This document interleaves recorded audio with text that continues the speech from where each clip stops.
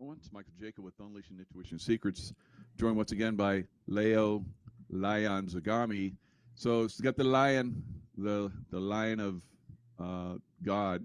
So you're definitely the lion of God. So bringing out the truth with the amazing series, you know, Confessions of Illuminati, 12-book series, and now we've ventured into new territory. So the new territory, number one bestseller again, The Rise and Fall of a Frankish Monster, exposing Jeffrey Epstein and the most powerful Jewish sect in the world. So you did an article, very interesting article, on the Sabbatean Frankish Soros gave millions to support Mamdani, and now they will ruin New York City. So thanks for coming on again, Leo. Thank you for having me on, and I must thank also all the people who are appreciating this book and making it number one in several sections on Amazon. I also had a couple of positive reactions from the Jewish community, even from the Orthodox Jewish community. Very good.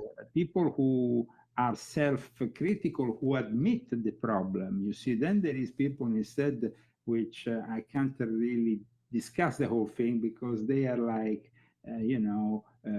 either demanding more evidence or saying that basically it's not only the Sabbatean Frankists who are the cause of all ills in Israel or in the Jewish community.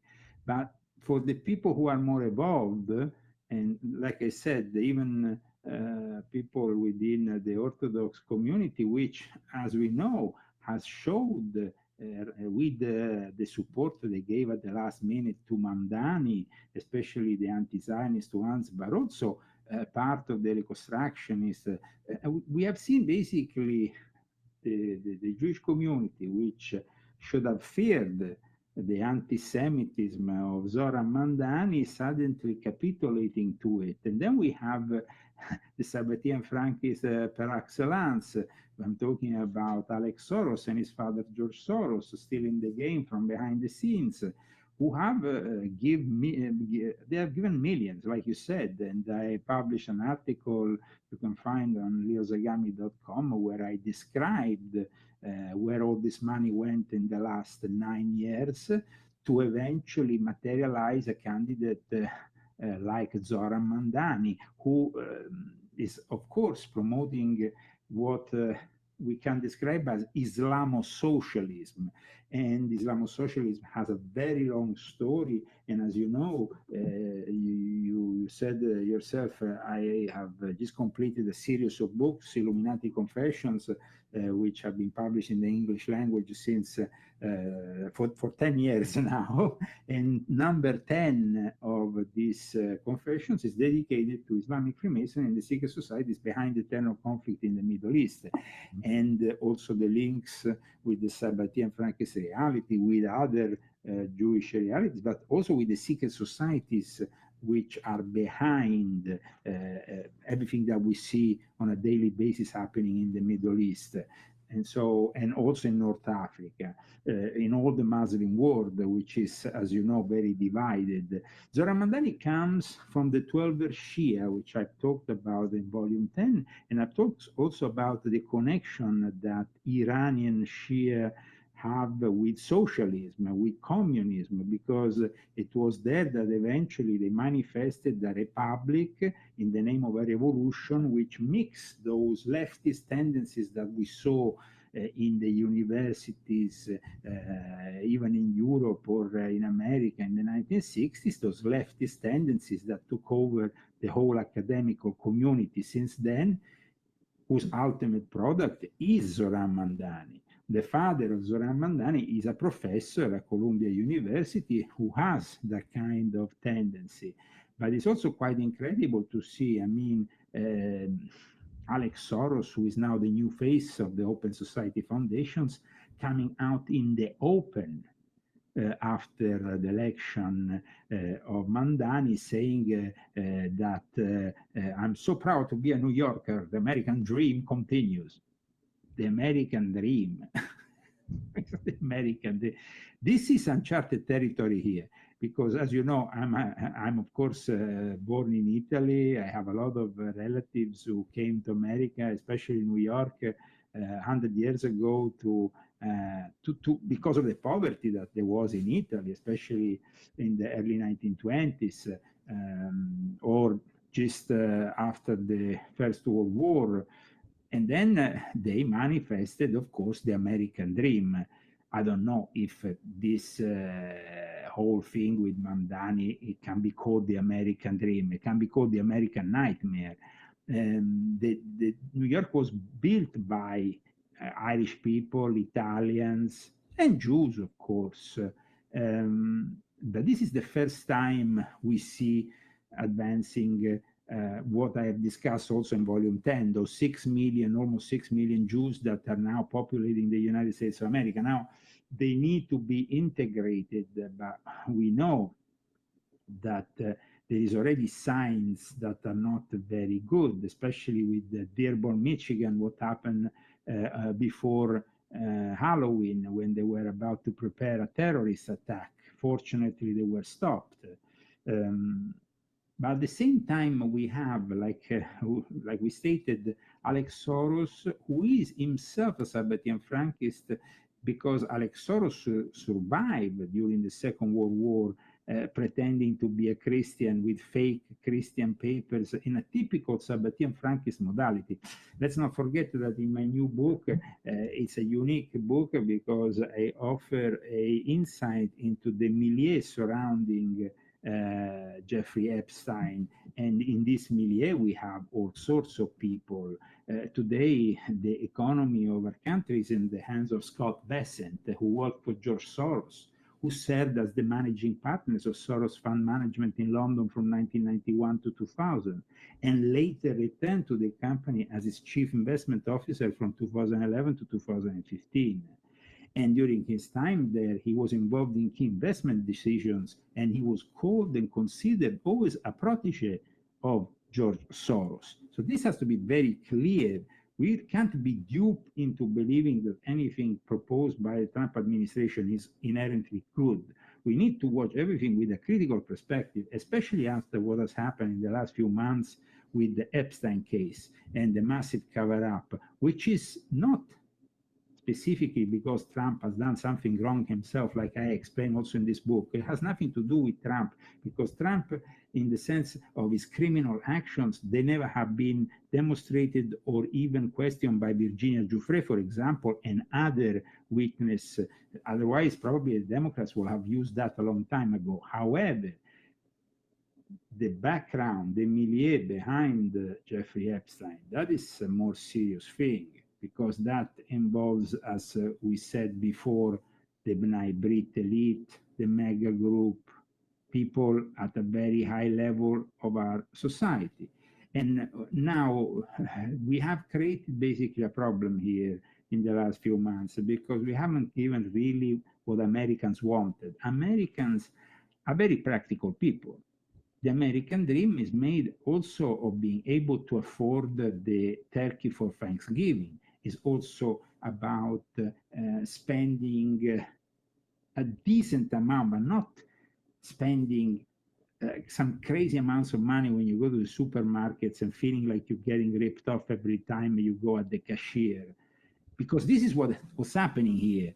There has been a problem in the way. It's very slow, the process that Trump is working out with Scott Bessent in regards to the tariffs and everything else. And this leads the majority of people to question then the results, even if maybe we could have a positive result in the next year or 2 years. But people want, at times, the immediate result, especially when, like we discussed in private before we went on the air, we had the pandemic that created and generated so many problems for the economy. Yeah. And soon after the pandemic, you need to really put the Americans first. The great work that Trump has done with Tom Homan in regards to immigration is to be lauded, and it's totally something that we should support. But the problem is you can't also, like we said in the other show, you can't really put into discussion the so-called Obama subsidiaries or any support to the system that is giving millions of Americans the possibility of sustaining a decent medical assurance. Yeah. So, well, another thing like we talked about was in Seattle, there's a mayor's race yes, that's up in the air. So Katie Wilson, who is an avowed communist, is looking like she's going to get it because they're doing the mail-in ballots. The Democrats love the mail-in ballots because they cheat on them. And so she's gaining day by day. She's gaining on Bruce Harrell, who's the incumbent, and won initially, but the mail-in ballots are coming in now. So we may have communists on both coasts here pretty soon. And no, but so, it is, you see, it is really sad to see that this might trigger a reaction in every big city, because we already have this trend for many decades that main cities in the United States are in the hands of the Democratic Party. Now that the Democratic Party is shifting to the left, that even Nancy Pelosi is leaving because she's scared for her own. She has done so many deals that made her rich during her career. She entered politics with 150,000. She exited with over 200 and whatever million, almost 300. And that is incredible and demonstrates how corrupt are these people. Insider trading, of course, accepting money from the various lobbies and all kinds of things that in the end compromise anybody who goes to Washington. So I always had the great belief that bringing a billionaire in the White House will be a good thing because it's more difficult to corrupt. But the problem is that the system, like we discussed earlier, is corrupt to the core. So politics in itself doesn't seem to have the solutions anymore. And this is really where the communists creep in, and now they have the Islamo-socialism, because it's not only communism here that is creeping in. It's something that that needs to be a little bit explained, let's say, because otherwise we might have some misunderstanding. I mean, Zoran Mandani is the product of a long tradition. Here we are talking, first of all, of a member of the Democratic Socialists of America, which are themselves already at the extreme, okay? Bernie Sanders, for example, who is a typical secularized Jew, Sabbatean, Frankist kind of guy, is not even officially a member, but he is inspirational for them, and in fact, he seems to be very much inclined to support that direction, and he's been for years. But why is this direction working out for them, and why they might win the midterm elections? Simply because they are saying, how much money do you have in your pocket? How much are you paying for your rent? Are you able to afford a new car? No. So that's it. You need to put us back in power. And that is the problem here. You understand, Michael? It's like, so Zoran Mandani, a guy who we will never have imagined having even a remote possibility a year ago, when in the polls he was 1%. I mean, it was ridiculous. Or a few decades ago, after 9/11, imagine if somebody said, I will make you mayor, you are Zoran Mandani, directly from... Yeah, we'll have a Muslim as mayor, Yeah, no. and you are from Uganda, way. And we bring you here, and people stone him like, to death, yeah. people But say, you had George Soros funding him. Now, George Yes. Soros, or not George Soros, but Alex Soros, both, who was born, because well, George both of them, Soros yeah. was But in Alex, charge. born in New York and has a home in New York, who married Huma Abedin, who has connections with the Muslim Brotherhood. So, I mean, it's all starting to tie She has together. connections even with the Saudi Arabia elite and much more. I mean, it's like there is an alliance here between. Yeah. That's why I wanted to discuss and explain to you today also the importance of understanding Islamic socialism, because you see, Good, yeah. in a traditional view of Islam, socialism or Marxism is haram, is prohibited. But because Forbidden, that's forbidden, right. yeah, it's forbidden. Communism forbidden. Yes. So that is forbidden. But that's total BS. I've been in the Middle no, East. no, It's no, total communism. no. But in fact, I wanted to go and explain how this Islamic reformist eventually managed to manifest Islamic socialism or even Islamic communism. What happened is that they base their own claims from a guy who was maybe the fourth or fifth guy who embraced Islam. So a very close companion to Prophet Muhammad, the guy called Abu Dar al-Ghifari. Abu Dar al-Ghifari claimed that at the time became the principal antecedent of Islamic socialism, because he is regarded by the Muslims as the first Islamic socialist, Abu Dar al-Ghifari. And why is he called the first socialist of Islam? Because he protested against the accumulation of wealth by the ruling class. And you have during the Uthman Caliphate. So he urged a more equitable redistribution of wealth. For that reason, he's seen as an inspiration. However, he's not even the first to embrace that kind of idea, because we could go even back before Islam even started, at the time of the Zoroastrians. Right, very good. For example, in 524, there was a guy called, who was born Mazdak. Mazdak was an Iranian, let's say, cleric, priest of the Zoroastrians, known as the Momad. That's how the priests of the Zoroastrians are known. And he was claiming that the prophet Ahura Mazda and inspired them to institute social welfare programs. I mean, this is at the time in which Muhammad wasn't even around yet. However, in Islam, we have, of course, traditional clerics, imams, sheikhs, who say the system is perfect. We don't need fascism, we don't need Nazis, we definitely don't need communism, because everything is in the Sharia. But this is not what the new Muslims want. The new Muslims often embraced socialism and communism also as part of their anti-colonial mindset. And also another thing, in volume 10 of my confessions, if you remember, I presented a guy called Jamaluddin al-Afghani, a guy with a turban who claimed to be Afghani, but in reality was Iranian. He claimed to be a Sunni, but in reality was Shia. This guy is very important in our story. Why? Because Jamaluddin al-Afghani, who was a Freemason for the Italians and for the English, then created his own Masonic Grand Lodge in Egypt before being kicked out, and also was behind the murder of one of the rulers of Persia, this guy here.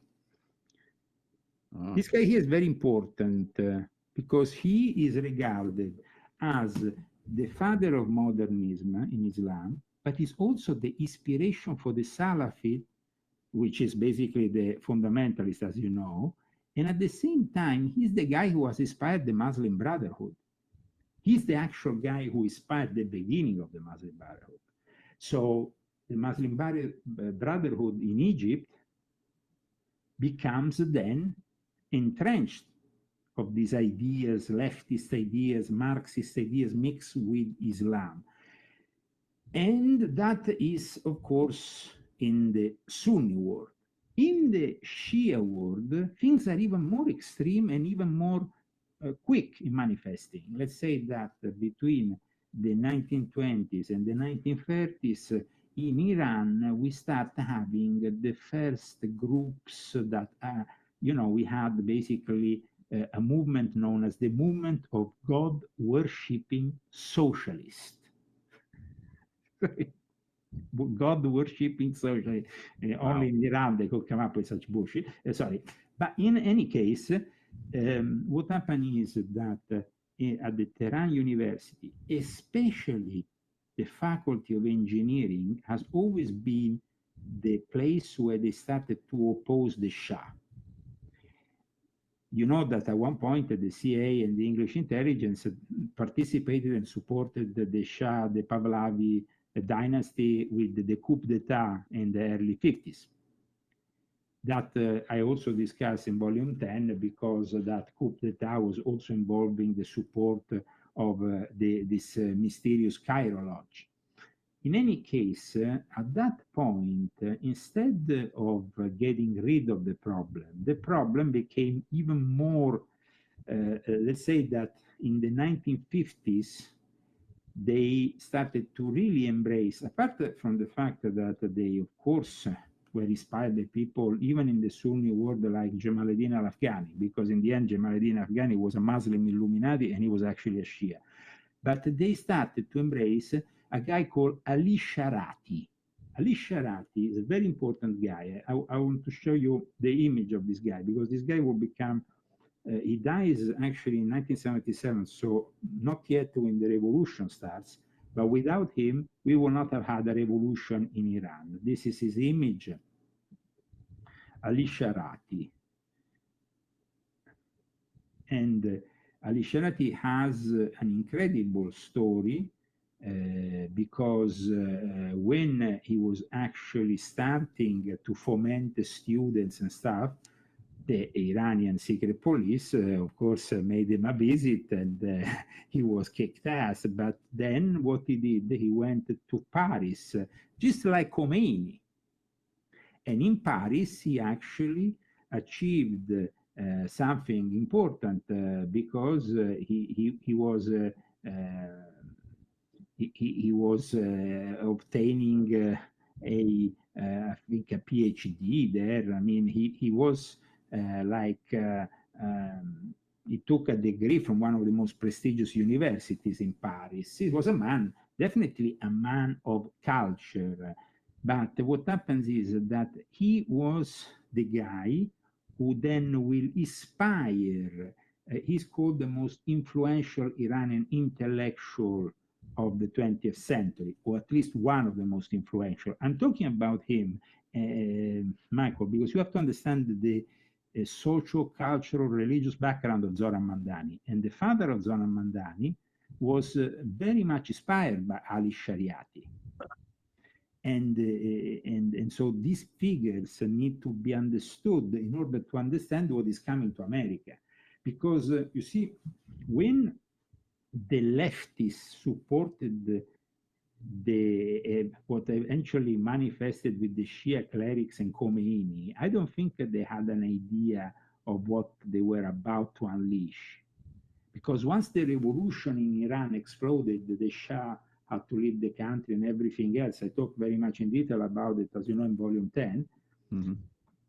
At that point, these fundamentalists, who I don't think really appreciated the whole Karl Marx leftist ideology more than the Sharia, they actually started institute, then they passed around, the whole show became very much fundamentalist. So yes, they took elements of that leftist ideology of Ali Shariati, but then after is a little bit like, I present myself as a socialist like Mamdani, but then after I bring you the jihad, I bring you the rule of the Sharia, I bring you everything. So it's the two faces here. And Mamdani comes from the Shia world, so it's very important for us to understand. Ali Sharati was inspired, like we said, from Jamaluddin al-Afghani, from Sir Allama Muhammad, but also by Sigmund Freud. So Sigmund Freud wasn't a Muslim. He was actually a secular, a Jew, Sabbatean Frankist in a way, no? So, and of course, we have a guy like Sigmund Freud who becomes influential through this guy. He becomes influential in the actual world of the Shia Muslims. But it's not the first time. If you read volume 10, I explained that Shia Muslims were born out of a guy called Saba, who was an Arab Rab, who was a Jewish person. So even before the Sabbatean Frankists we have the Erev Rab, which we have discussed other times, the ones who followed Moses into the desert and into the promised land. So, and they were not necessarily Jews, they were magicians, occultists at the court of the Pharaoh. So here we have Zoran Mamdani, who is bringing you through the support also of the Schwarz, because Soros is known as Soros, but his surname is Schwarz, and Schatz actually, Schwarz, sorry. And this surname that he doesn't use anymore is the clue to understand his background. And the way that we understand his background is to go back to through the family ancestry, and it's what I've done in my new book, as you know. It's going, instead of simply doing like most journalists or authors are doing in regards to Epstein and following the contemporaneity of the case, let's go back in time, see who these people are, what they have created, and of course the progressive policies that are merging the opposites here. Because we always said that if I bring you these woke policies in Gaza or in the Middle East, in any country, they will reject them. They will tell you, you are crazy, this is haram, this is like sinful, this is not something we can follow. And so only in the West we find this really unholy alliance, I will claim, I would say today it's an unholy alliance if you think about it. Because Zoran Mamdani claims to be a practicing Shia Muslim. At the same time, he is also socialist. And like I said, these two things not always go together. Now, yeah, there's a Communist Control Act of 1954. And in this, the Communist Control Act of 1954, I'll show the screen. No. But then after, what happened was we had the Ba'ath Party in Iraq, in Syria. The Ba'ath Party, we have the Palestinian Front for Liberation. Of course, this is, this is the moment in which in Iran, they were attempting a coup d'etat against the Shah that was stopped already. You see, the coup d'etat that was stopped in Iran in the 1950s is very important for us today, because what happened in Iran in 1953 was simply stopping something. There was, of course, also all these anti-colonialist groups that mixed elements of Islam and communism. They also had a direct connection, not only, but also with the Soviet Union. The Communist Party of the United States is a reality. And of course, it was subject to an internal security act. We had McCarthyism at the time. We had the threat of communism that was stopped by the FBI. And people still to this day, all these leftists, Jimmy Kimmel style, they think that there was an exaggeration, to do things like going and arresting or interrogating film directors or actors because they were too communist. But the reality is that at the time, cinema was much more than what it is now. Cinema was a major element of propaganda. There has always been an office of the Ministry of the Pentagon in Hollywood, as you know, and every single film that passes through Hollywood, if it was a film that touched on war themes, had to be sanctioned by this office.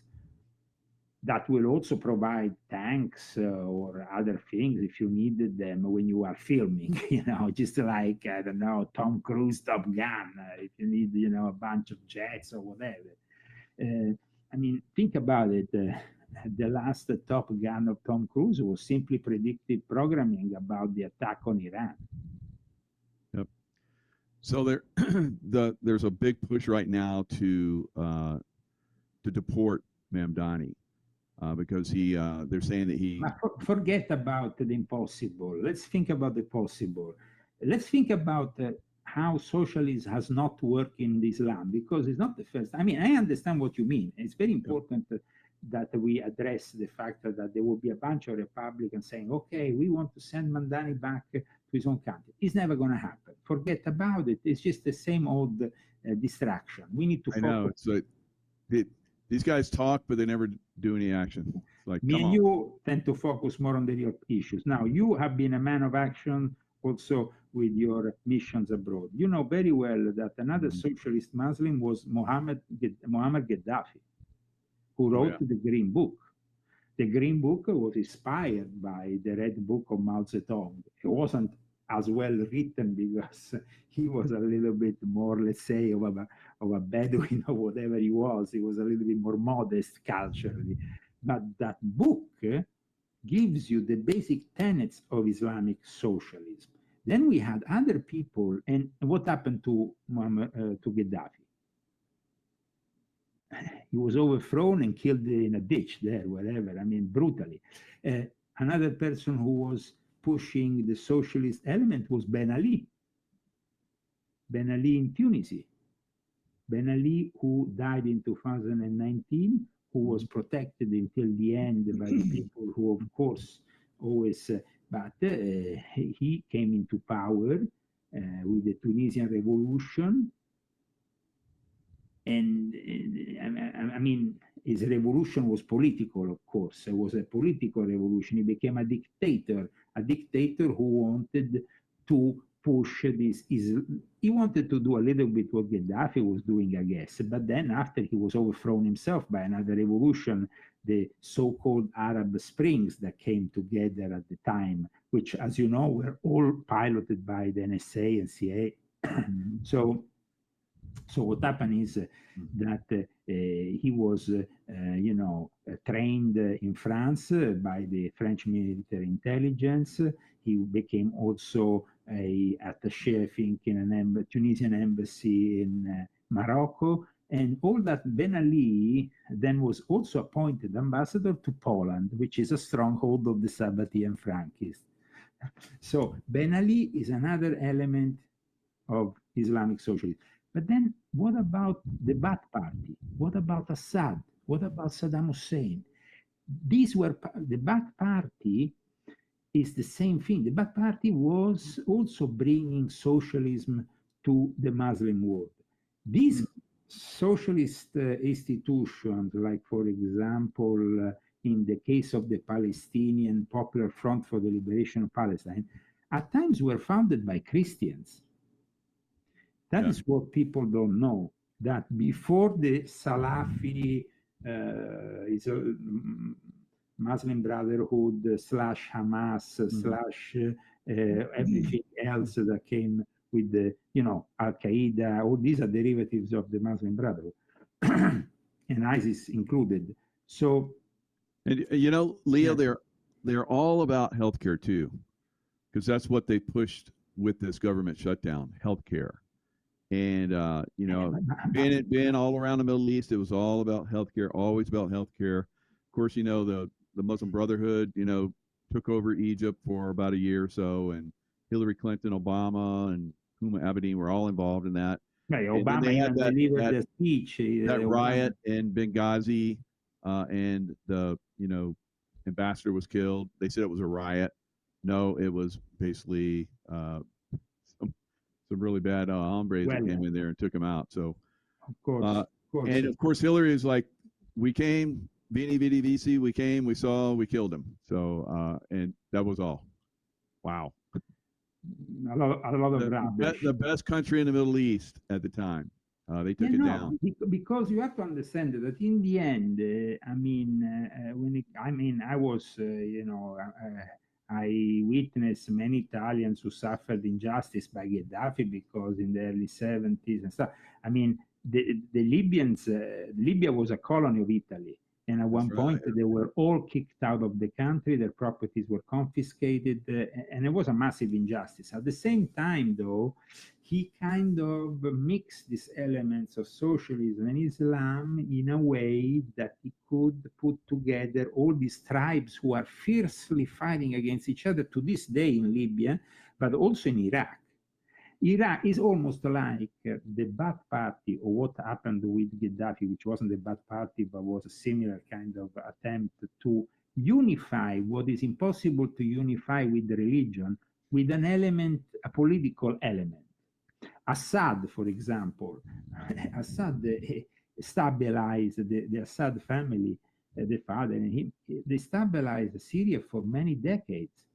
And Syria is not only Islamic people of one kind. You have the Alevi, you have the Christians, you have now a bunch of minorities which are getting killed by the new face of Syria, which is a former ISIS or Al Qaeda leader. Right. So, wow. who is coming to the White House? I mean, things that really. It's crazy. I know, right?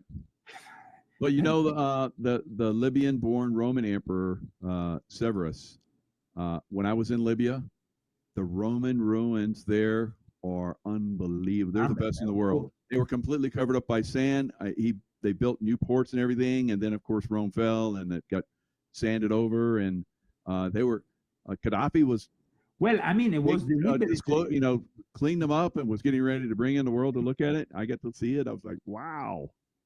No, because you see, there was for many, you know, the Phoenicians were based there. I mean, the ancient populations that predate Islam were waging war against the Romans, and we know that the wars were very intense. So, in the end, when the Romans vindicated themselves, they actually put salt on those cities aside from burning them, so nothing could grow any longer there. They were like completely covered with salt. So once they defeated Hannibal, it was all over. So, you know, so that was the moment, you know, I mean, the history of probably the world will have changed if Hannibal and the Carthaginian army will have actually arrived in Rome with their elephants, and the whole show will have probably triggered a massive change in the way the Western world will have developed. Well, Hannibal almost he marched all the way to the gates of Rome and then backed off, and then it went downhill from there. He probably could have taken Rome, but for whatever reason he backed down. So I mean, something happened. Yeah. We know that the characteristics of Rome at times are not only the characteristic of the military, but also we know that Rome, for example, wasn't the real name of the city. The real name of the city was kept between a closed bunch of high priests who never revealed it because it was linked to the god protector of Rome, Mars. So it was Amor, the rose of Mars. And this couldn't be revealed. And in reality, because they thought that the moment you know the real name of a city, you can then work with the god who protects that city to get that city to come into the Roman Empire fold. So there was a very complex game that the Illuminati of the time were playing, and they were very much believing in this kind of thing. We know that the Carthaginians definitely had their forces very much, you know, I mean, and then after the Punic War, after everything that happened, let's not forget that the whole of North Africa became the place where, like I explained in volume 10, we had the Fatimid, which were Shia Islam, who conquered Egypt, conquered all of North Africa. They arrived and conquered basically, but then it was, these Fatimids no longer exist as a branch of Islam, which is quite strange, you know. They gave birth to other branches of the Shia Islam, including the Ashashins that helped the Knights Templar. But at the same time, it was the Sunni with Saladin who conquered and arrived. And at that point, the Pope was like, we need to intervene here. And the Crusades kicked off at a major level because of the Sunni, not because of the Shia. The Shia Islamic forces, the Fatimid in particular, they always kind of found a way to deal with Rome. But the Sunni were more.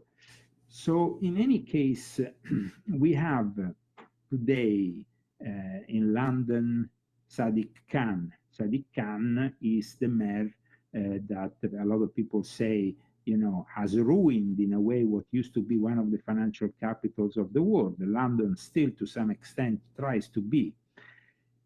Will that happen also in New York with Zoran Mandani? I think that we have to be more worried about Zoran Mandani because Zoran Mandani is an extremist compared to Sadiq Khan. Sadiq Khan is a Labour Party member of the most traditional kind. He's not a big Marxist or Islamo-socialist. Instead, with Mandani, it's an Islamic socialist who is telling you we're gonna have the supermarkets with the fixed price, and we're not gonna no longer make you pay the VAT. I mean, he's promising a lot of things. So what is gonna happen is basically this, Michael. There is two possibilities here. That the guy succeeds, and then they take the White House with whomever is their candidate at the next election. And that would be a tragedy for America. And we can say bye-bye to all our freedoms, because this is going to become like the Soviet Union. Or at least an embellished copy of it, I hope. I don't know. But it's just like, it's no longer going to be America as we know it, because the majority of these young people who go into these universities, who, like I explained in volume 12 of my confessions, are directed by the Jesuits who are leftists, they actually support the Mamdani. And those are the people who have voted for Mamdani in massive numbers, because they don't see the Conservative Party doing what they promised. The problem here, Michael, we have to be sincere with our audience. If you promise something, you have to deliver. If you don't deliver, you're not going to be re-elected. And it doesn't matter if your name is on the ballots like Trump claims. It is a massive problem at the moment for the Republican Party, not having delivered on a number of issues, including the Epstein case, which was important and is still deemed important. For a lot of people, the Epstein case has been that moment of... So I'm just looking at the news that the U.S. Senate just voted to end the government shutdown. And it looks like stock futures are up, crypto is going to be up, everything's going to be up tomorrow. And it's going to look like everything's changed, because it's almost like the Democrats, forced this shutdown so they could maybe get these people elected in Seattle and here in New York. I think that we're still at the beginning of this whole conquering each city and placing people of an extreme leftist creed. Like I said, what is going to happen in the next 2 years in New York is important at the national level, because if Mamdani with his policies fails, that will be the end of any extreme leftist claim in this country. Oh yeah. Okay. I think Wall Street is going to move down to Miami. It could Palm Beach. Oh yeah. There's already talk about it. They're already talking about it. A lot of CEOs are moving to Palm Beach. The problem, though, and this is a problem that a lot of people in Florida have told me about, there is massive numbers of Democrats arriving. And we know what happened in Arizona with those massive numbers of Democrats arriving from California. It changed the political landscape. Oh, yeah. So they destroy the cities. They reduce them in rumble. They promote all the most demented policies. And then after, they force these people to leave. And those people, when they leave, rather than embracing the culture they're going to, that's going to save their wallets, they bring their own BS and promote their leftist idea, which is insane, because, if an ideology has made you bankrupt and you decide to leave California, why you want to bring the same shit to another state? I know. It's like, come on. But, and, on the Republican side of that, or conservative side, or independents, whoever, somebody stand up, please. No one pushes back. And so they're able to weasel in and start to change everything. That's why I was just at debates in California last night. Candidates, and they're all like, if I get elected, if I get elected, if I get elected. And it's like, how are you going to get elected? They control the vote. And so they asked him, because there's illegal voting happening in California, how do you plan to overcome that? Okay. California after it's not going to happen. Okay, after Proposition 50 has passed, which, you know, I mean, I was kind of very surprised that it passed in the way it did. It didn't pass because there's one county in Mount Shasta, and they did away with the Dominion voting machine. I know very well. And they did voting on paper, and they voted big time, 69% not to have. I know, Michael, but the problem is there is a problem here. You see,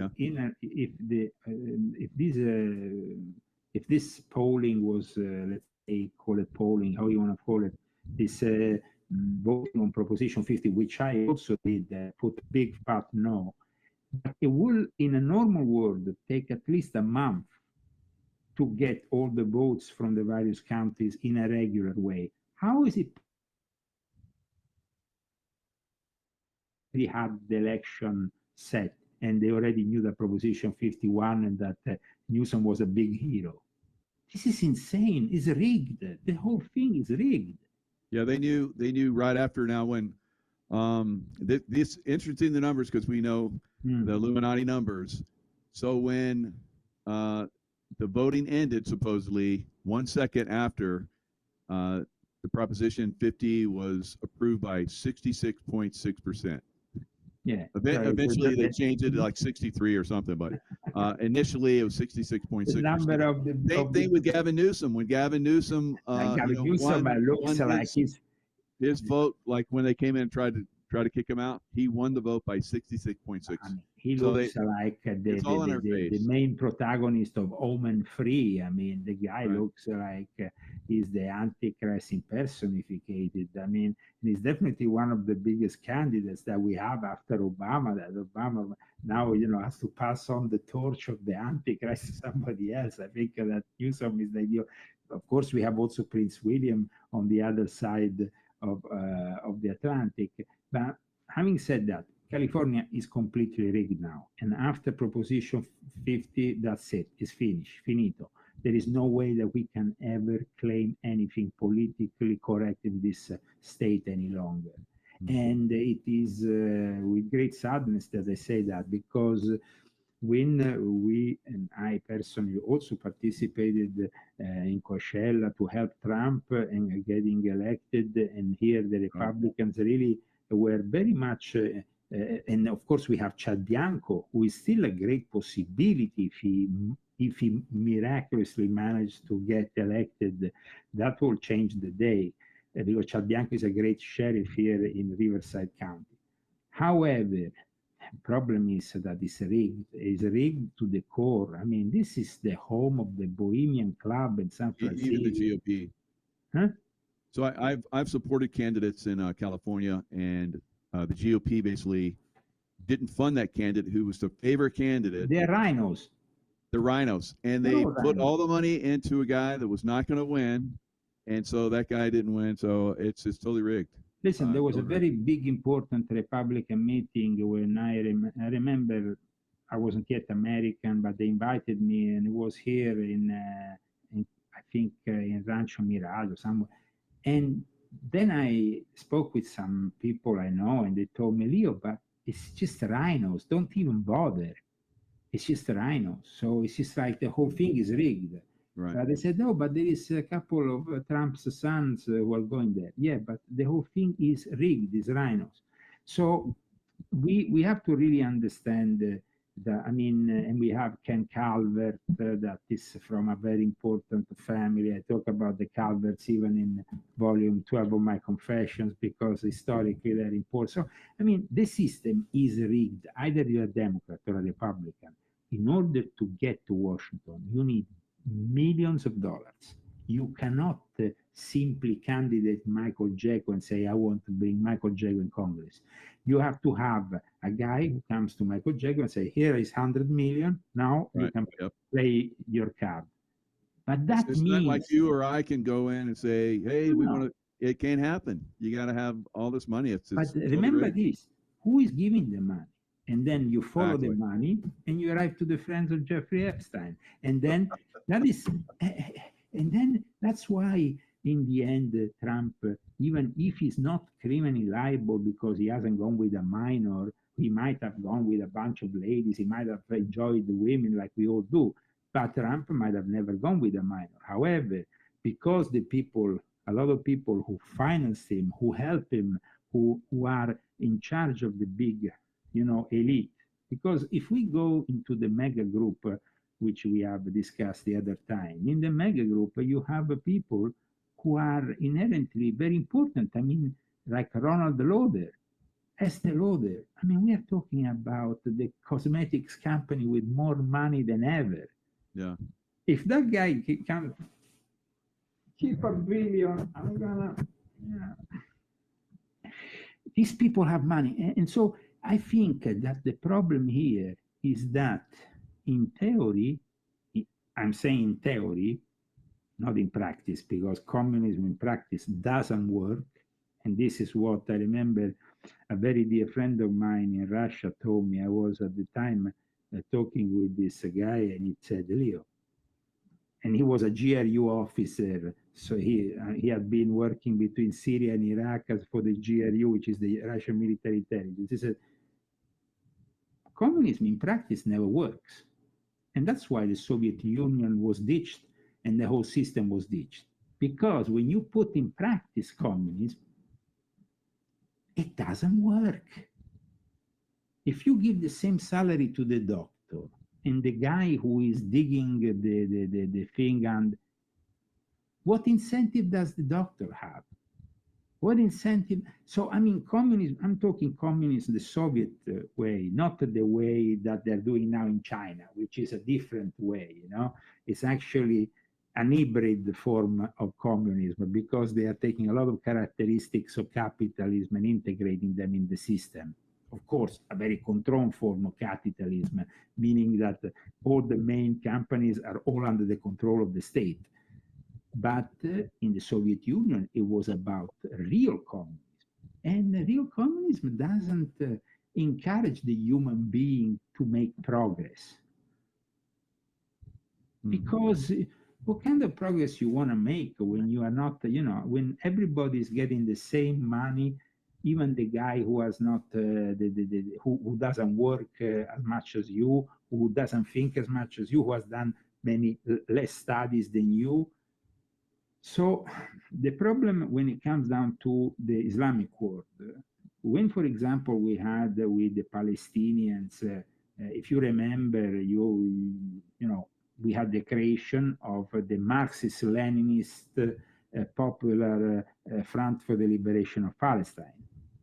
And when that was created, soon after you started to have airplane hijackings, terrorism of all kind, and basically all this was the very basis of and then when these people retired, and it was this Marxist Leninist passed the torch to people like Hamas. So it's like it's like you said, the elements of socialism and communism are very much present in the Islamic world because they represented for the Islamic world a reactionary ideology against colonialism. That's at least what they made them believe. Yeah. So we have Mamdani is asking for money after winning the New York City. So he's telling everybody he's going to give them all this money. They're going to have free everything. And now he's asking people right after the race for money to make his transition to the mayor office, which is funded by the public. So you got that, and you got he went to Puerto Rico on a luxury trip to hang out with all the people that are the manipulators, like you talked about, the people with the big money. So he goes to Puerto Rico, luxury trip, rubbing elbows with all the big wigs in the Democrat Party. Absolutely. But it's not only, you see, the problem here is, unfortunately, that these big money interests, like the ones that supported Jeffrey Epstein, like Lex Wexner lot, the whole mega group, or the people that really helped the rise. And then, of course, also when there was the fall, they simply stepped back and said, okay, we have nothing to do with him. But those people, they don't care about Democrat or Republican. Anybody who is, they have controlled every single president of both parties forever, since the very foundation, since the moment in which we have Truman on the phone with Ben Gurion. I mean, it's just like we are linked to this politics that nowadays are very much criticized. IPAC, the fact that there is this extreme influence of Israel in the American politics. But it's not a question of Israel, it's a question of money. These are people with companies, these are people with cash. And unfortunately, cash rules. It seems like we don't have a real democracy here. And we will probably never have it until we find a way to create maybe a crowdfunding of a politician, a real crowdfunding. Right. Because the crowdfunding politician could really be the man of the people. But if the crowdfunding becomes Mamdani saying, I need some money because now I need more money, because the guy has never worked a day in his life and he doesn't have any cash, of course, aside from whatever he's going to get. But of course, he's going to get the money from Soros. He's going to get the money of many other people. Don't think that Mamdani, even for a second, is going to run out of money. The problem is finding the money for what he wants to propose to the people of New York, what he's actually claiming he will do for the people of New York.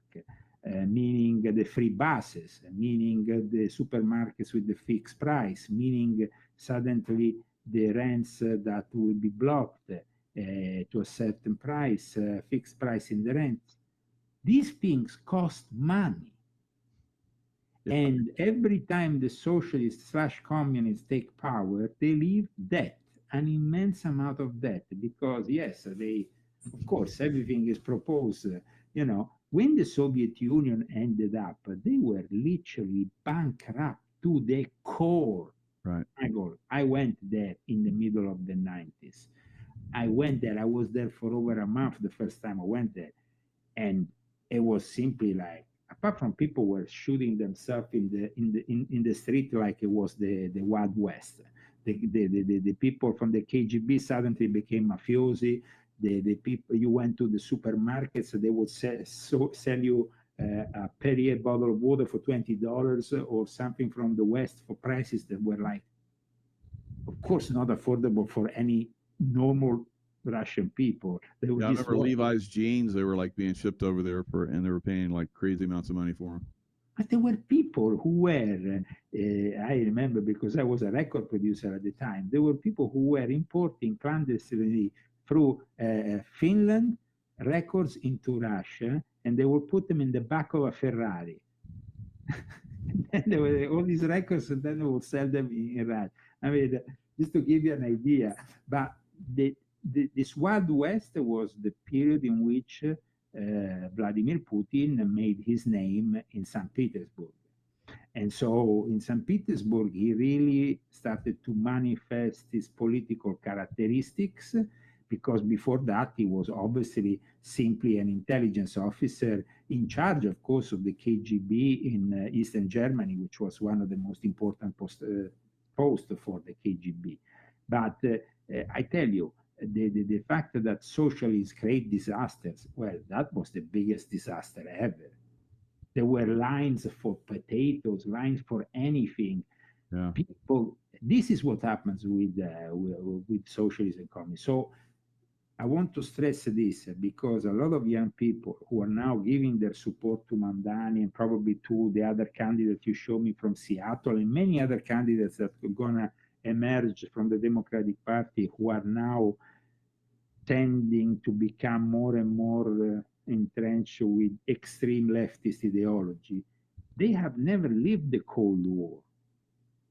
They don't know what the Cold War was, and they don't even know how the Cold War ended. But you, Michael, were there. You remember how it was at the end of the Cold War. I do, yeah. Yeah, I remember the lines like you're talking about. And America started shipping wheat to Russia so they wouldn't starve. So, I mean, we're talking about starvation. So I don't think that Mamdani is going to manage to have success. But the future of the Democratic Party and the future of the White House depends, unfortunately, on the Mamdani experiment. That's how it is. Because if the Mamdani experiments fails, then, of course, all the people who back him, from Alexandria Ocasio-Cortez to Bernie Sanders we haven't really had so much endorsement from Governor Newsom. Newsom is like this kind of guy who still is staying into the center left. He doesn't want to move to the extreme left yet. But he's such a political opportunist that soon, we're going to see Newsom and his hairstyle suddenly merging with some more Marxist kind of. However, the whole thing is, remember, we are going towards the biggest revolution ever, which is the technological revolution of the AI and robotics. So this kind of ideology that gives you, the social welfare, that gives you the money where you need it when you don't have a job, it might become more and more successful. How many jobs have people lost in the last few months because of the AI and robotics? And this is only the beginning. So the problem here is that the Republicans or anybody who wants to offer an alternative needs to think about that as the priority over everything else. Please show me what you were showing a moment ago, Michael. Yes. Person is yes, a lot of people losing faith, inflation high, seniors struggling, buying groceries, gas prices have not gone down. What's happening? I'm hanging on, but I see many struggling. So, like you were mentioning before, that's how the communists get in, because there's high inflation. It's hard for people to survive and make ends meet.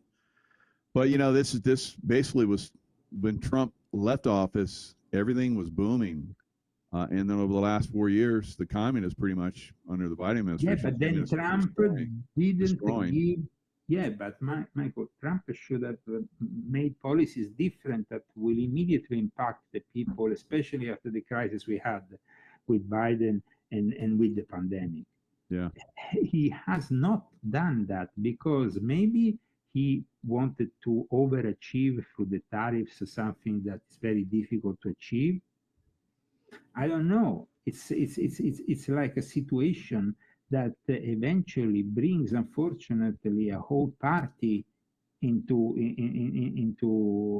disrepute, because nobody's going to vote for the Republicans if there is. Yeah, we're really looking like we're going to probably have another stock market boom and bust, just like we did in 2000. Who earns the money in the stock market today? You and me? No. So I mean, so the manipulators, they're gonna do it. They're gonna make more money. So we go back to Soros. We go back to the people, the great manipulators, and they will be making more and more and more money. And the poor. So do you think that Trump should start arresting them? In an ideal world, but in a practical, real world, the swamp is still very much in charge, and any attempt to drain it has not really worked out. It's almost like, because once you are in that office, you find yourself with the gun on your head and the military industrial complex on one side, the pharmaceutical industry on the other, all these people wanting a piece of the cake and telling you, we have, we are the stakeholders here, not you. You are a temporary presence in the White House. we own it. So it's it's almost like the White House is a place where people go in and out for rent, you know, and then after you have, but you have a landlord, and the landlord is like, no, I'm sorry. Okay. We're in a tough position because unless things turn around, then they're going to get worse. And Trump administration, or whoever's going to take over after, well, there won't be anybody taking over after Trump leaves. Because the Democrats will come back in, and then we'll be completely, like you talked about, a communist country again. But it's not only question of communism. It's not a question of communism only, because we have this Islamic element that merges with communism. We saw that Islam is very versatile. During the Second World War, it merged with National Socialism. It actually, you saw the Grand Mufti of Jerusalem together with Adolf Hitler. And so that was like, then you have, of course, the elements of communism, Islamo-communism or Islamo-socialism that we discussed up until now. So Islam, for certain people, is very much actually easier to merge with such ideologies than Christianity. And it is, of course, a complete takeover once you have in the Biden era let into this country millions of people who we don't know who they are really. And yes, it's true that Tom Homan is kicking some of them out, but how many millions are still here? And how many millions of those people are Muslim? And those people, in any case, are already implementing Sharia law in their own cities around the United States of America. Here in California, we have 500,000 Muslims. There is 300,000 in Texas. There is also a large number in Michigan, in New York. So things have really, I mean, it's like in the aftermath of 9/11, we talked about jihad, about, the treatment, the fact that we had oppressive Sharia laws and all that. But what is happening now is an even more insidious thing, because like you said, Alex Soros is together with Huma Abedin, together united by progressive values, a Sabbatean Frankist. And let's not forget another thing that I explained in this book. Shabbatai Zevi, which religion did he convert to? Islam in 1666. Oh my God. And then from that moment onwards, the Dome infiltrated every single Islamic situation in the Middle East. So then, 100 years later, Jacob Frank came along and said, okay, let's franchise this in another part of the world and bring it to the more Christian side with Poland, Podolia. Podolia had briefly been a century earlier of the Ottoman Empire, but in reality at the time, then it was back into the firm hands of the Christians. We had the Orthodox, we had the Catholics, and he offered this new crypto-Judeo transformation in which he brought a bunch of Jewish converts to the Catholic world and started to infiltrate the aristocracy. And the result is then you have, and the Rothschilds then, of course, finance the wars and become richer and richer and powerful and more powerful. But behind everything, like we stated before, is the Sabbatean Frankist banking cartel. So to actually, and what is the Vatican doing today? The Vatican is not talking about the Christians dying in Nigeria, not even once mentioned ever. Wow. But if you kill a Muslim, be sure that Pope Leo XIV is going to come out of there on St. Peter's Square and say, this is an injustice and they are brothers. And yeah, but the Christians.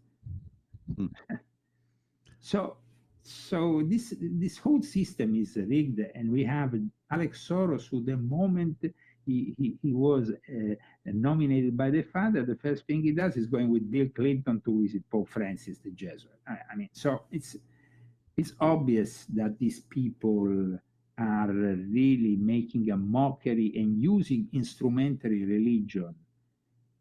One thing that I learned from studying the modernists of Islam, like Jamaluddin al-Afghani, is that Jamaluddin al-Afghani knew exactly the limits of Islam, but he used this religion. He didn't believe in it. Yeah. So, I mean, what we're seeing, I've seen this before in the past. When the billionaires get behind something, it's coming. And so I remember talking to people, and they were telling me, Mike, they're backing transgenderism, and all the billionaires, you know, the Apple Club, the corporations and everything. I knew people in those that would go to these events. So they're like, yeah, they're backing transgenderism. Before it was homosexuality, now it's transgenderism, and so we've seen transgenderism come out, you know, over the last several years. So with Soros marrying Huma Abedin, we're seeing, and with Mamdani, we're seeing they're backing the Muslims. The billionaires are backing the Muslims. So the Muslims are going to come in. The Muslims that are now very much inclined into merging the elements of communism. So it's like Islam is more vulnerable to the manipulation of modern communism that is Christianity, because Islam shares certain doctrines with communism that tend to call for a regimented collectivized society. Doctrines, let's say, that call for the purging of those who fail to conform. Islam also shares the utopian communistic ideal demand for world conquest and world order, because, and who is behind the world order at the moment, if not the communist China? These principles form the bedrock, let's say, of the situation that has brought Mamdani and provided the raison d'etre of communism. But Islam is more nuanced and complex. In reality, like I stated earlier, Islam, when it's really practiced by people who believe in Islam, they reject the communism. So while there should be no backing away from a vigorous critique of the dark side of Islam and Islamic doctrines, there nevertheless, I think, remains an Islamic social order that maintains the rudiments of divinely inspired law, but Muslims are in this moment are also pushed by the Sabbatean Frankists that are like present, for example, in the Hasidic community. I wrote an article, as you know, and I cited the fact that one of the last endorsement to Mamdani was given by the Hasidic community and by those in the Hasidic community that have this sect that is called the, I think they have a name, the Satmar. The Satmar are this Yiddish, in Yiddish, it's a group of Hasidic Judaism, and they are very much into anti-Zionism in a way. There is actually Jews who are anti-Zionist. But what I wanted to discuss with you today, because I've discussed it earlier on with a member of the Hasidic community who praised my book, is the fact that a lot of people were duped into believing the tenets of religious Zionism. As I explain in this book, Zionism is a geopolitical and political scheme, not really a religious one, though it was always aligned with political, it aligned with religious goals, maybe the Puritans, and then, of course, they fomented the father of Sabbatai Zevi, and Sabbatai Zevi manifested as the Messiah. Then this became the basis for Zionism that manifested later on also thanks to the Anglican Church and Freemasonry in England and British Israelism. But the thing is that we have to understand that Mamdani was embraced by these Hasidic Jews who the normal folk doesn't know that these guys are a sect that is divided by the other Hasidic Jews. But the Hasidic Jews in general were born out of a rabbi who died because of Shabbatai Zevi. Shabbatai Zevi and the heresy of the Sabbatian Frankists created an adverse reaction that then created that movement, which now we call Hasidism. And so I think it's very important to understand in this situation also the rise and fall of Jeffrey Epstein, because Jeffrey Epstein was himself, I mean, when you think about the testimony of Virginia Giuffre talking about being violently raped in a way that was not over, you know, it wasn't like simply going with a minor. He was actually torturing this minor. And she asked Jeffrey after this terrible experience the first time to do something about it. And the woman was traumatized for the rest of her life. And in fact, she ended up either suiciding herself or either being suicided. But in any case, Virginia Giuffre was a victim, and the victims are many. So when you're saying, it's a democratic hoax, that is the beginning for me of a major disappointment with Trump. Because I really spent many years of my life endorsing Trump, but you can't say that this is a democratic hoax. There is victims there.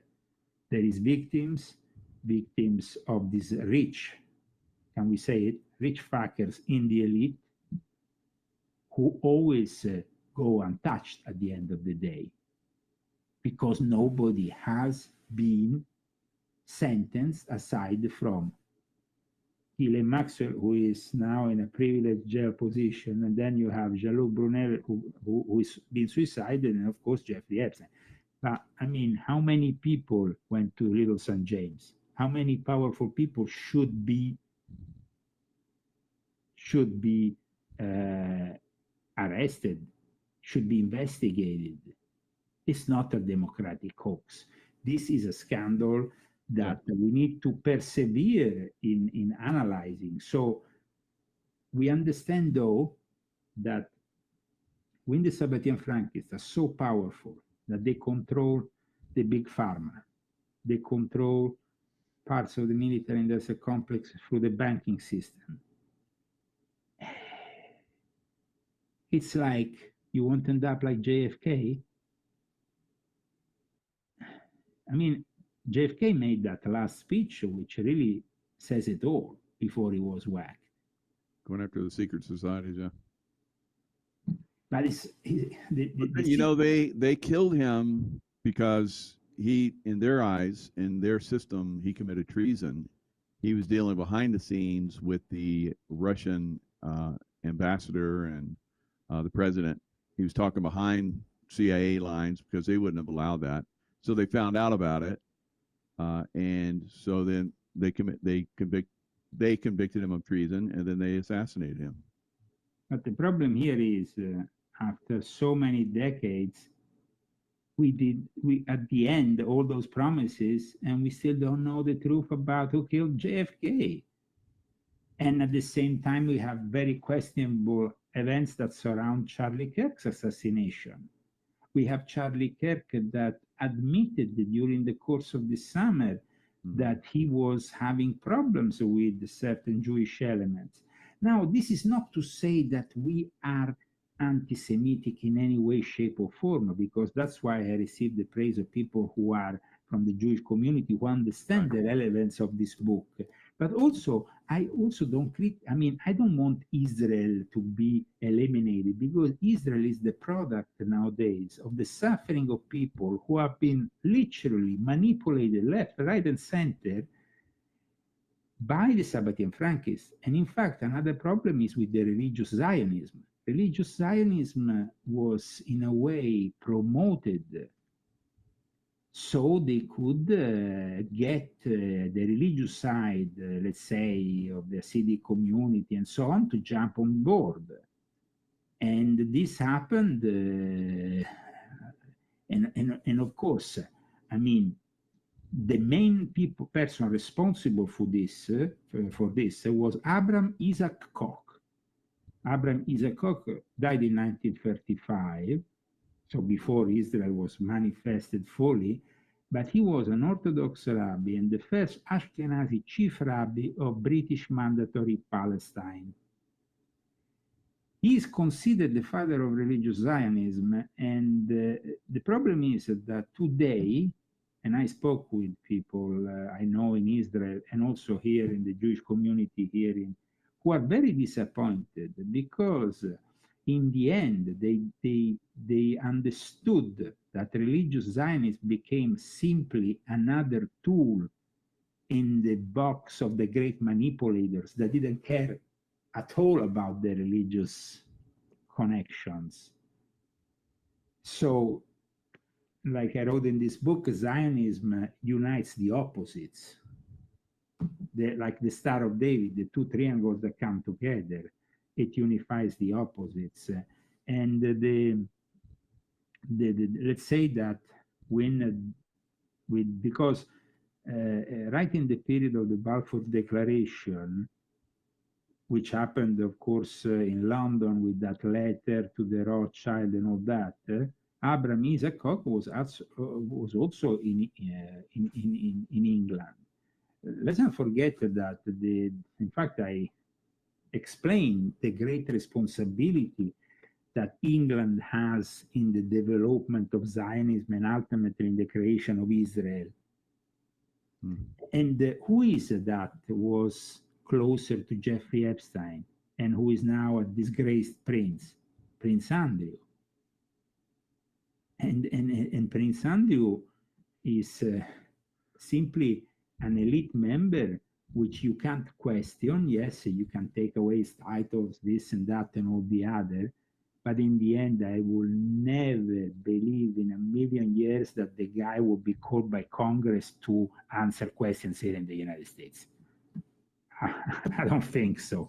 I think so let's talk about this one. We talked about it before the show. So in other shows, you talked about how the Jesuits came in to China and influenced China and so forth. And now we have Chinese influence coming into America on a massive scale. We had Seattle with the Wuhan flu. It started in Seattle. Right now, probably tomorrow, we're going to have a communist that's going to win the mayor seat for Seattle. And we have the same thing in New York, where was another blow up of the Wuhan flu as well. Trump sent in the ships, the Mercy ships or whatever, the naval, hospital ships. They were never used. He sent it, I think, to L.A. and sent it to, New York because it was all a hoax. There was really no big, death rates and anything like that. So the communist influence from China, is there some kind of connection there as well? Well, of course.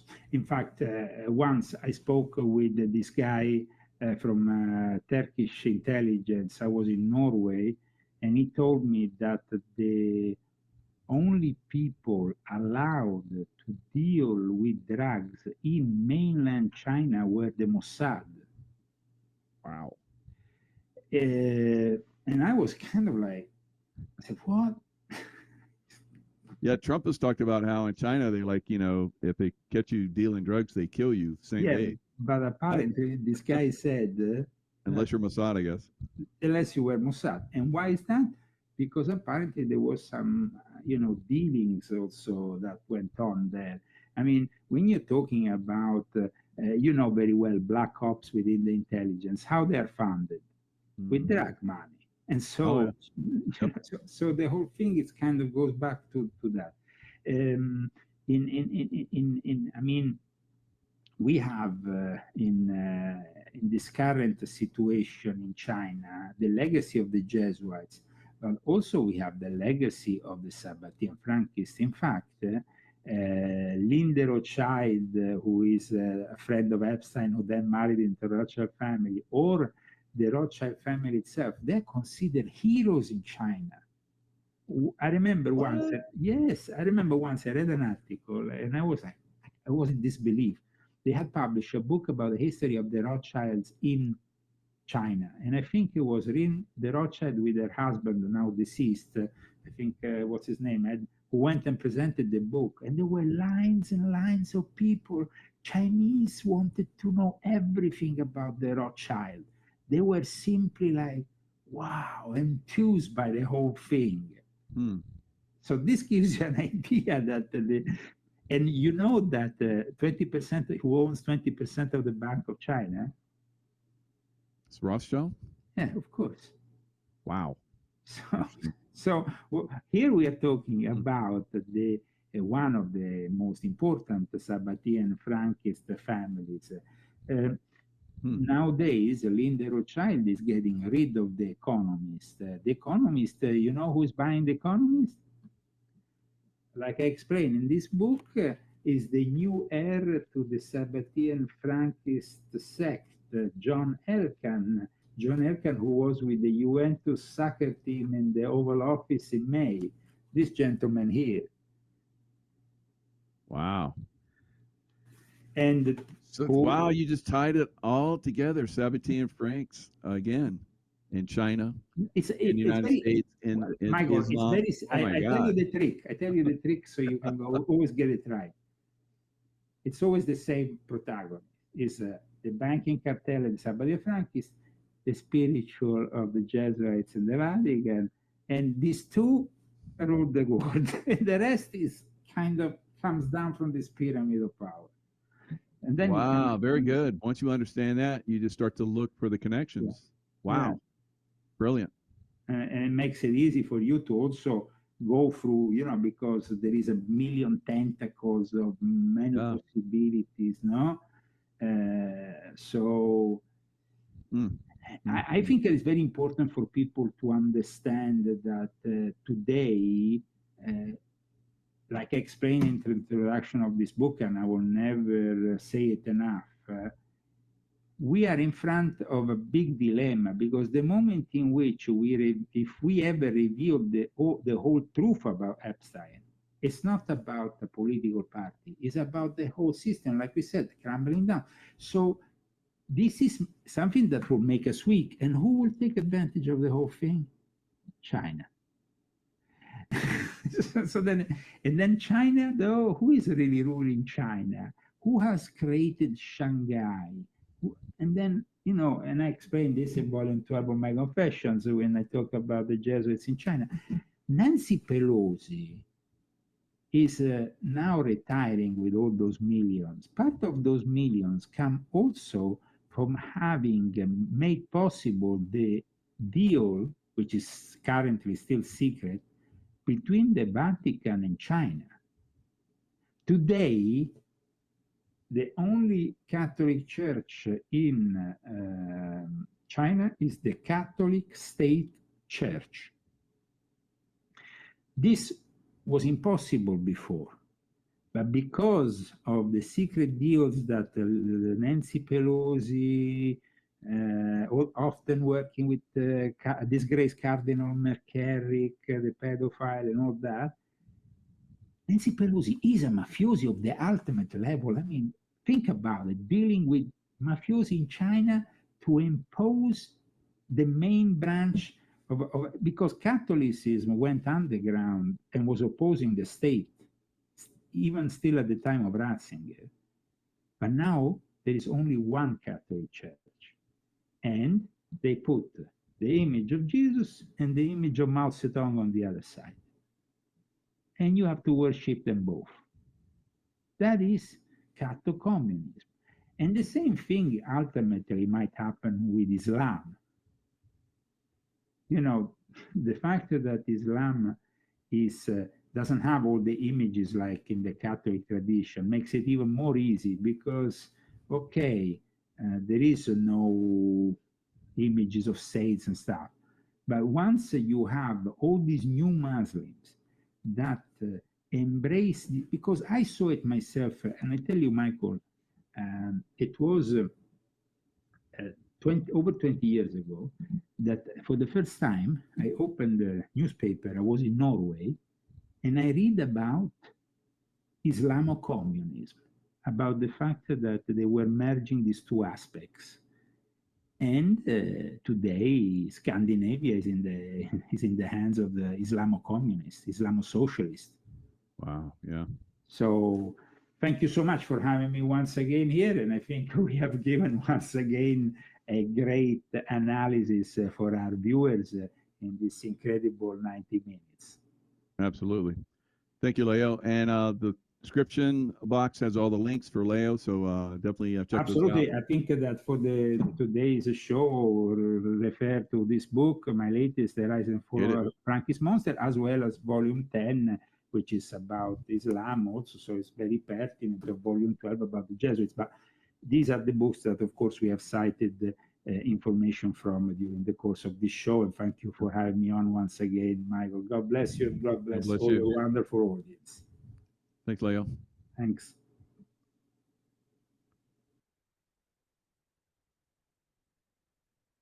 Doesn't sound good, but Washington was the most dangerous place in this country, and now, you know what? It's probably the safest place in our country. Everyone's starting to come here. The restaurants now you can't get in. Many of them closed because they couldn't open with crime. Everybody before me is happy what I'm doing. Most of you won't say that because you're radical left. The newspapers are so dishonest. The press is totally dishonest, but that's all right. We've gotten used to it. And we won in a landslide, so they obviously lost their power. I mean, it's impossible to imagine that when you get 97% negative stories, purposely negative stories, even though you've done 97% positive things, that they could, that you could win an election in a landslide, winning all 7. Think of it, all 7 swing states, winning by the popular vote by millions of votes. We had a fantastic, the best is your districts out of 3,000 districts. I guess we won 3,500. We won 2,750, and they won 500. And that's, to me, the best of all. And we had tremendous in every way, the election. And it's hard to believe you can do that when you have a corrupt media. But you are, many of you are corrupt, and it's nothing we can do about it. But we keep winning, and we're going to keep winning. And this whole story on crime is incredible that the Democrats wouldn't be with us. So the mayor of Chicago, I watched him this morning, he said, Trump doesn't know what he's talking about. He only apprehended 9 people. Well, number one, that's false. It's thousands. We'll get into that. But more importantly than anything, we took guns away. We have some of the worst career professionals out of the country already. They've been taken out of the country, and some are in solid confinement because these were killers. We arrested some very bad people. And in the last 11 days, again, I hate to say it because it sounds so ridiculous, but in the last 11 days, we've had no murders. And that's the first time that's taken place in years, actually years. We always have a murder a week. They call it a murder a week. You come here from Iowa, you come here from Indiana, you come here from Idaho, because you're so proud of your country, you love your country, and then you get murdered. Your son gets murdered, your daughter gets murdered. You get murdered. See the media, you get murdered. Many of you have been mugged in Washington. You just don't want to talk about it. And I know that every time I do this with you, you almost everything, but every time I do this with you, you people are saying to yourselves, he's right, and then you write a negative story. But we are doing an incredible job. The people behind me are amazing. We're working very well with the Washington police, as you know. The DC National Guard is unbelievable. We're also getting tremendous help from Secret Service. And we are at a point where Washington is booming again. People are pouring in like we haven't seen for years. Nobody wanted to come here. They didn't want to come here and get murdered. I have a friend of mine who is a very successful son. And I said, where is your son going to be this weekend? He said he's going to Washington with his friends. I said, really? Yeah, he's wanted to do it for 4 years, but he couldn't do it because it was so unsafe. And he's a tough kid, too. It's so unsafe. And he ended up staying 3 nights, going out to restaurants all 3 nights. He said it was so beautiful, so peaceful, because all the criminals are either arrested or they're hiding, and we're finding the ones that are hiding. So I want to thank Pam Bondi. I want to thank our vice president. I want to thank everybody standing behind me because they are really, Gaddy, you've been unbelievable, by the way. They have done an unbelievable job. They're working 24 hours a day. And Washington, D.C. is now in great shape. I'm going to be working with Clark Construction, which is by far your biggest construction company. And we're going to also beautify Washington. We're going to rip down the broken medians, fix them. We're going to put asphalt on the roads. We're not ripping them apart like these stupid people do. They rip a road down to the dirt, and then they spend 5 years in building the new one, and then it starts settling. You know, the whole thing is so crazy. And they'll spend hundreds of millions of dollars on a road. I'll spend about $2, and it'll look better. So we're going to be replacing medians. We're going to be replacing much of the asphalt in the road, which in the city, which is